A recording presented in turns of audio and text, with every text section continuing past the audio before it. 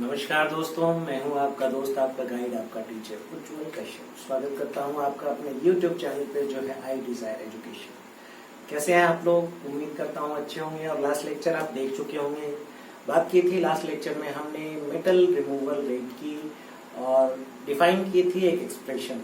आइए अपने इस लेक्चर में आगे के कुछ टॉपिक्स के बारे में जानने और समझने की कोशिश करते हैं। ठीक है, आज के डेट में हमारे लिए जो टॉपिक है वो है हमारी स्पेसिफिक एनर्जी कंजम्पशन की। थोड़ी समझने की कोशिश कीजिए कि बेसिकली स्पेसिफिक एनर्जी कंजम्पशन है क्या चीज। स्पेसिफिक एनर्जी कंजम्पशन वो अमाउंट ऑफ एनर्जी है जिसकी रिक्वायरमेंट होगी फॉर यूनिट मटेरियल रिमूवल। ठीक है, यूनिट मास की, यूनिट वॉल्यूम की मटेरियल को रिमूव करने के लिए जितने एनर्जी की रिक्वायरमेंट होगी वही डिफाइन करती है स्पेसिफिक एनर्जी कंजम्पशन। ठीक है, इसे डिफाइन करने के लिए एक टर्म डिफाइन किया गया है, that is E, and the expression is power required per unit MRR. ठीक है, एमआरआर की और इसके रिलेशन हम लोग डिफाइन कर चुके हैं already. FCV is the power requirement and 1000 FDV is the MRR. ठीक है, और V कॉमन है, V is the cutting velocity है। अगर V को कैंसिल आउट हम लोग करें तो फाइनल जो मैथमेटिकल रिलेशन डिफाइन होगी वो हमारी होगी FC/1000 FD जूल पर मिलीमीटर क्यूब। ये हमारी स्पेसिफिक एनर्जी कंजम्पशन है, अ जनरलाइज्ड इक्वेशन। ठीक है, अगर ये मैंने लिख भी रखा है कि basically energy, specific energy consumption क्या है। अब देखिए थोड़ी प्रोसेस के ऊपर बात करते हैं। बहुत सारी प्रोसेसेस हमारे पास है available to make our metal cutting operation, to do our metal cutting operation. Some of them is having single point cutting tool like lathe, double point cutting tool like drilling operation, multi point cutting tool like grinding and some other operation like milling, broaching. ठीक है, not milling, broaching and shaper.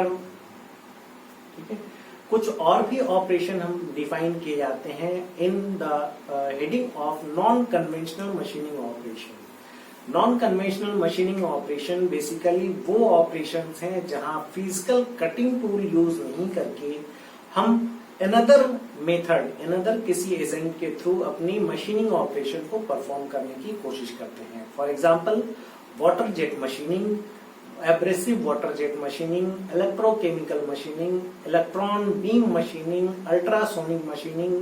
ठीक है, water jet machining में small abrasive particle use करके अगर आप material को के ऊपर इम्पैक्ट करते हैं और उस तरीके से मटेरियल को रिमूव करने की कोशिश करते हैं तो इस प्रोसेस को एब्रेसिव वाटर जेट मशीनिंग कहते हैं।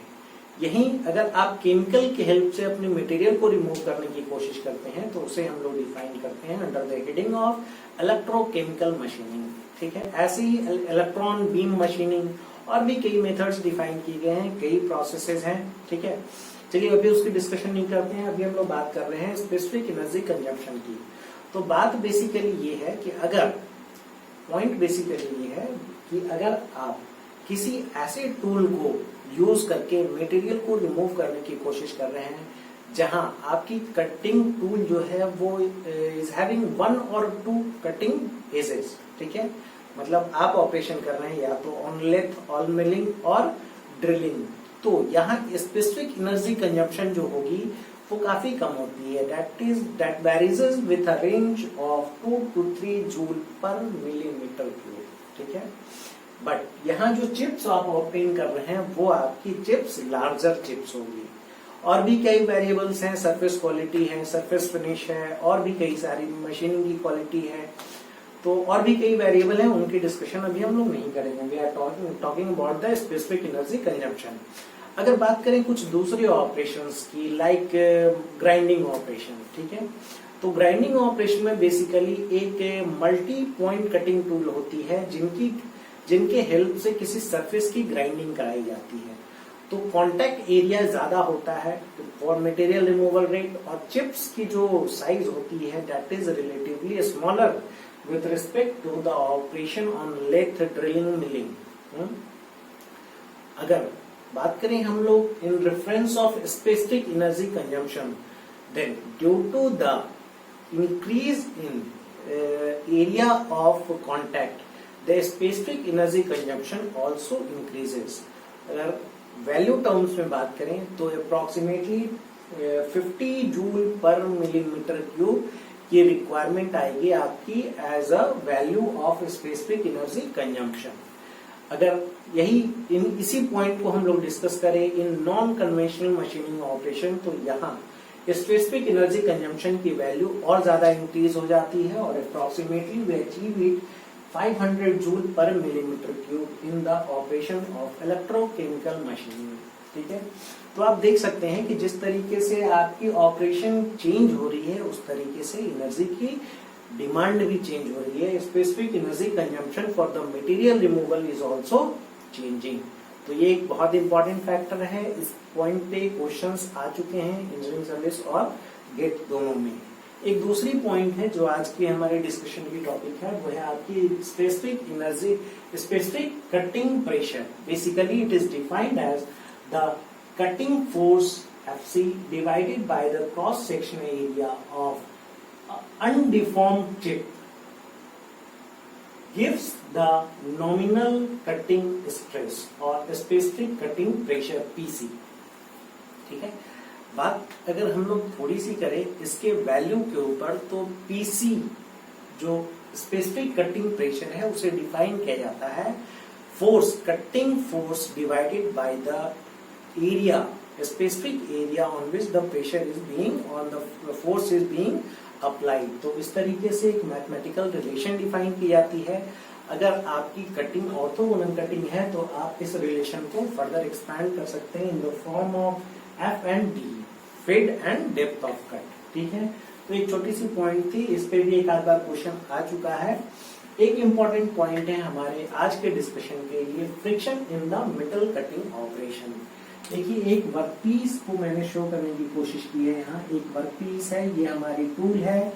ठीक है, और आप अब इस बात को समझिए कि जिस पॉइंट पे आपकी कटिंग ऑपरेशन हो रही है, due to the larger force being acted for the removal of your material, the value of pressure here at this point is high with respect to the other points which is down the line here.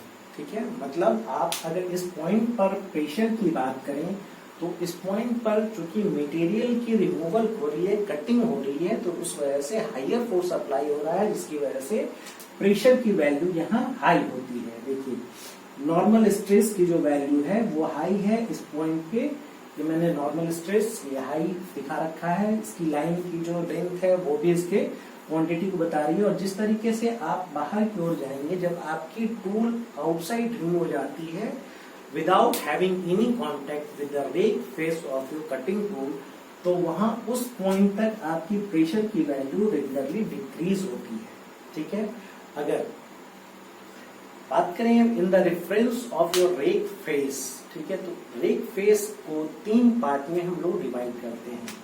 The first one is defined as the zone where the tool and the chip can show a tendency of sticking, and it is defined as sticking zone. The second zone is defined as the sliding zone, and the third zone is defined as the tool chip separation zone। ठीक है, तो अगर आप ये भी figure इस चीज को ही ड्रॉ कर रही है, ये आपकी कटिंग टूल है, देखिए। ठीक है, और ये इस पॉइंट पर प्रेशर की वैल्यू को बताने की कोशिश कर रही है कि आपकी pressure during the metal cutting operation at the point of contact of your cutting tool nose radius is very high. ठीक है, और जैसे ही आप down the line upward to the in the side on the rake face आप move करेंगे तो हमारी प्रेशर की वैल्यू घटती जाती है, और इसी तरीके से स्टिकिंग जो टेंडेंसी है वो भी घटती जाती है। ठीक है, तो इस तरीके से हम लोगों ने 3 पार्ट में डिफाइन किया है, sticking zone, sliding zone and the tool separation zone. ये जो वैल्यू है ये tau x y shear stress की वैल्यू डिनोट हो रही है, और यहाँ से भी इसकी value after the sticking zone the value of tau x y also is seen to be decreasing. मतलब अब यहां से एक बात और कंक्लूड की जा रही है कि tau x y shear stress की जो वैल्यू है वो स्टिकिंग जोन में क्या होती है, कांस्टेंट होती है। देखिए यहाँ इस पॉइंट को मैंने मेंशन कर रखा है कि टाउ वाई एक्स वाई की जो वैल्यू है, शियर स्ट्रेस की जो वैल्यू है, that will remain constant in the sticking region. Tau x y again will be varying with the pressure in the sliding zone।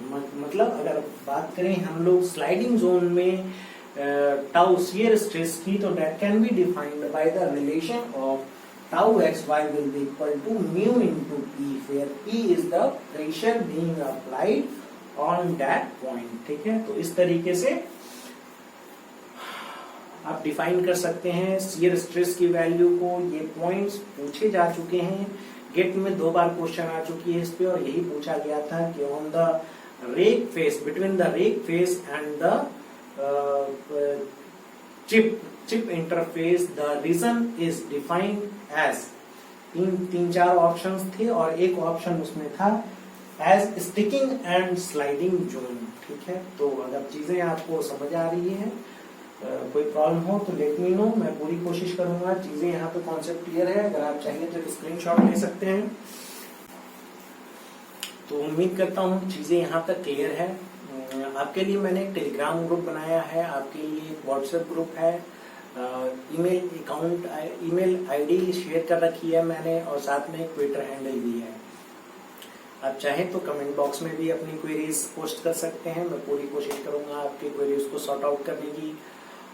चीजें उम्मीद करता हूँ यहाँ तक क्लियर है। अगर आपको चीजें समझ आ रही हो तो कृपया लाइक करें, शेयर करें, सब्सक्राइब करें। मिलते हैं अगले लेक्चर में, बात करेंगे कुछ और टॉपिक के बारे में। थैंक यू, जय हिंद।